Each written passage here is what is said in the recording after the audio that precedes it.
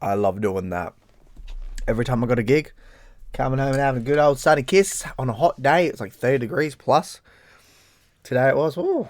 And then I was in a mosh pit and, well, a pit full of people that were sweaty and big and really, really weird, actually. In the end, good stuff. Alright, so I have just gotten back from Korn, one of the best new metal bands out there.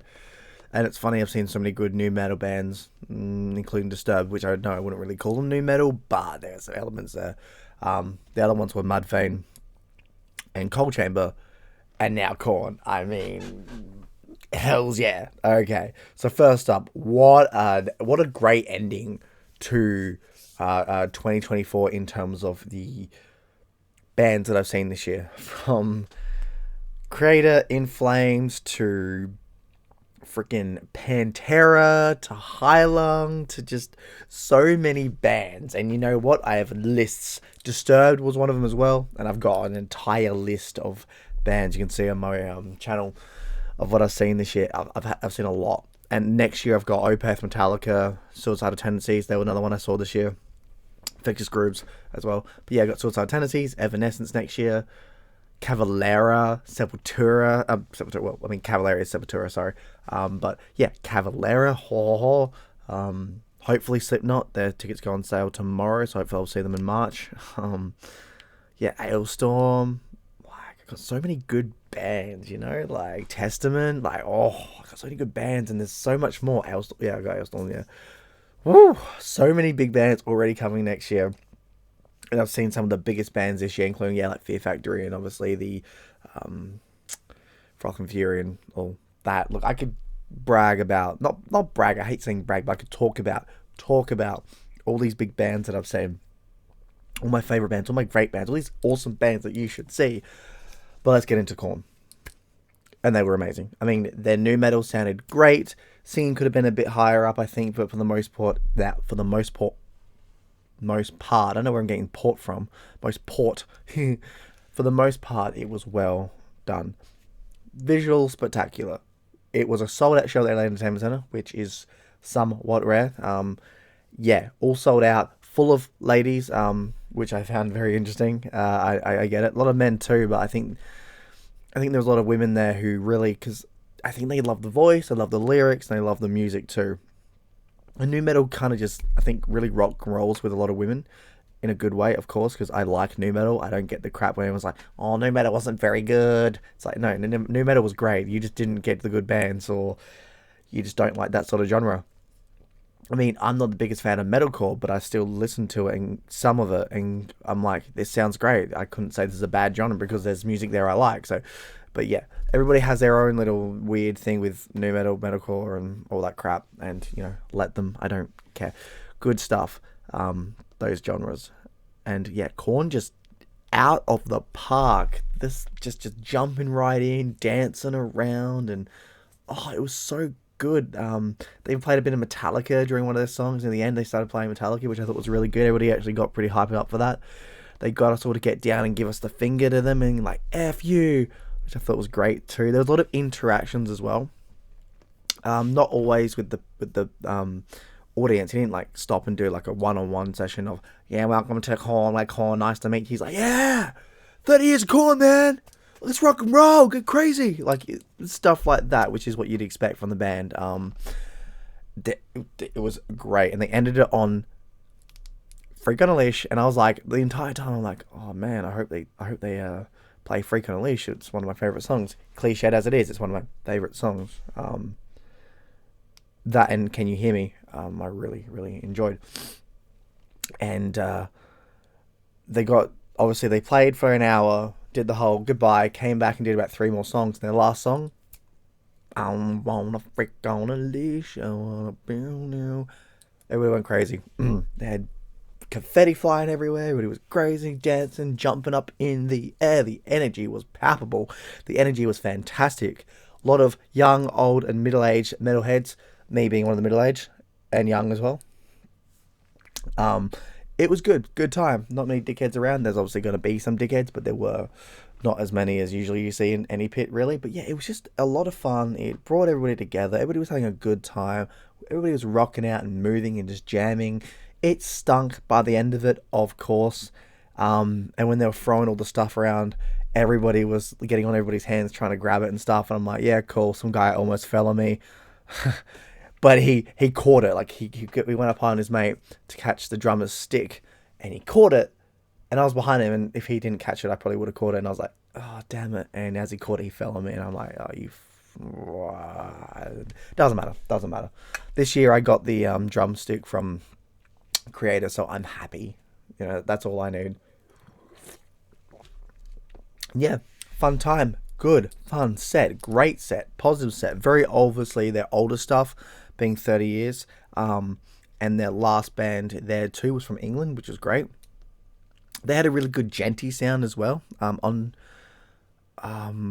Can't remember the name. I'm going to put it up, obviously. I keep forgetting names because, again, doing these after a set really gives me that energy and, like, tell you what happened. So I've got to think fresh in my mind, but I also forget things too because there's a lot to talk about. I'm pretty sure I've got ADHD. There's a lot of stuff going on here that goes...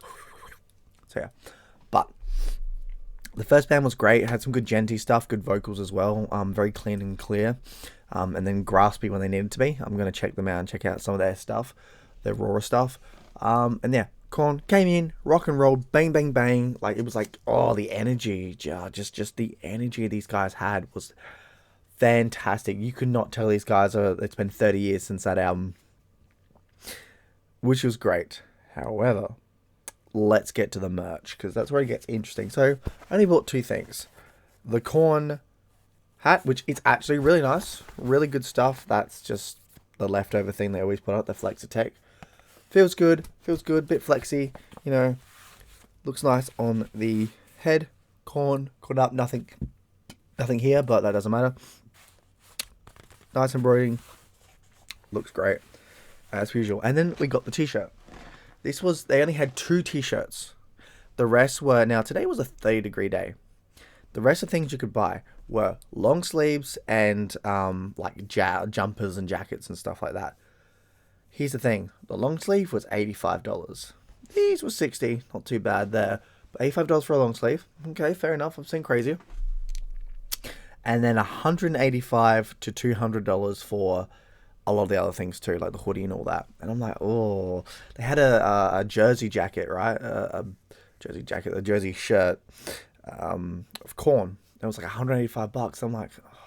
If that was $80, I'd understand, but $185? Nah, it just wasn't worth it. But this was. I thought this was cool. They didn't have anything really crazy. They only had like... So that was probably the best one that they had because of the look of it. The other ones looked okay, but they just weren't my jam. And obviously it's got the Australian tour, which is really nice. Yeah, not bad. It's blue. I like that. It's pretty chilled. It's very nice. I enjoyed it. I thought that was probably the better t-shirt to buy. I'll wear it to work tomorrow. Well, today, whatever time it is. 5 minutes till tomorrow. Yay. So, the other issue, though, I had, which kind of sucked, was the other shirt was the 30-year anniversary of the album, was the album art, and on the back, 30 years. That's all it was. And it was $60. I could have gotten the same shirt for $30 or more less at any other store, the same print. You know, and I get it, they do this to up it, but they didn't really give us any, like, if you're going to get me to do, like, buy stuff, give me interesting art, like this Creator one here, right? I bought the t-shirts for the Creator ones, I don't know if you can see it, and I can't get it down, but this Creator one, I bought because it was different. Same with the t-shirts, it was a different artwork because you're doing an Australian tour. They had Australianized only artwork, at least from what I know. Korn didn't really do that. Now, I don't know if it's just because it's older stock and they just wanted to go very bare minimum, and that's fair. I mean, Korn has always, for the most part, had bare minimum artwork and stuff like that, for the most part. So, yeah, I get it, but it felt like there was a bit of a... It could have been... merch could have been better. I think merch could have been better. And the pricing was crazy. I think the only other place that had crazy pricing was Maiden. But even then... Maiden still had some pretty good prices as well. But then again, Korn sold out. They probably thought, oh, we sold out the entertainment center. We'll get more out of it. Rah, rah. not the biggest, obviously, mistake. Not mistake, but not the biggest problem. I think because it doesn't really matter if you're a fan, you're gonna buy this and stuff. I'm a fan, but I wasn't that big of a fan to spend that much money. But you might be different. But in the end, not bad, not bad. I do like. I absolutely do love this. I do like the Korn, and I like it. And then it's like, hey, I love porn. I'm in Korn. I love Korn. And yeah, nah, good stuff. And then you pull out a corn on the cob and eat it because you love corn and corn powers, and then South Park reference there. But yeah, overall though, Korn was a fantastic, fantastic band to see live. Energy, loving, powerful, emotional, strength and courage and all that other things, beauty and spice and everything nice. Moments of techno dubstep mixed with what we all love with the new metal, and it was good. The new metal sounded good. The bass part, the basses was just whoa, and the guitars and the whoa, the gentiness, I guess you could say, which was more later songs, but yeah, like just the overall package of what you get with Korn was a 10 out of 10 for the most part, and I loved it. Nothing bad to be said of the experience. It was great. It was wonderful, it was beautiful, it was exotic, it looked fantastic, it was an experience. And that's what you want out of a band. An experience visually, mentally, and emotionally. And that's what I got from it. And that's exactly what I think it was a good way to do. To say goodbye to 2024, because that was my last band of the year, and it couldn't have been done better. Could not have been done better. So, I give to all of you Skjal and a toast to all you guys. I hope you had a badass year of bands. I feel you had a badass year in general. My year has gone from here, million, minus million, to like up and down, up and down, up and down. I've had a hell of a year. I've had a very hell of a year. And bands like this, seeing bands live throughout the entire year has brought the ups and downs and made it easier to take in. So, yeah, I don't know where I'd be without seeing bands live. It's crazy to say and very cliche to say, but music really can save a life. So, yeah.